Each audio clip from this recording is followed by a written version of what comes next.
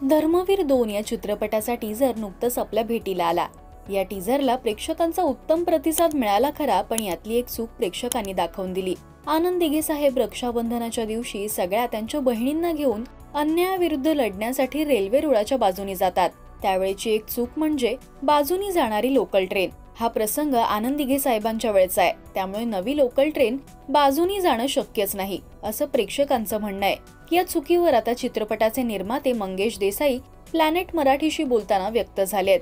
ते म्हणाले, 3 तारखेला जेव्हा मी बघितलं तेव्हा त्या टीझर मधल्या खूप गोष्टी करायच्या राहून गेल्या होत्या। त्यावेळी मी माझ्या टीमला सांगितलं की 7 जुलैला मला टीझर आउट करायचाच आहे, पण या निमित्ताने मला एक गोष्ट कळली की मराठी सिनेमाचा प्रेक्षक हा जाणकार आहे।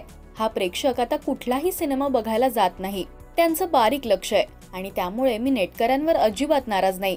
उलट मी त्यांना धन्यवाद म्हणेन की तुम्ही माझी चूक दाखवून दिली आणि ही चूक तुम्हाला सिनेमात सुधारलेली दिसेल। मी त्यावेळी लगेचच टीमला सांगितलं की एवढी मोठी चूक तुमच्या लक्षात कशी नाही आली, आणि त्यांनी सुद्धा माझी माफी मागितली। आणि तेव्हा माझी टीम मला म्हणाली की फायनल जेव्हा फिल्म असेल तेव्हा त्यात हे सगळं चेंज झालेलं असेल। येत्या 9 ऑगस्ट 2024 ला धर्मवीर 2 हा सिनेमा आपल्या भेटीला येणार आहे।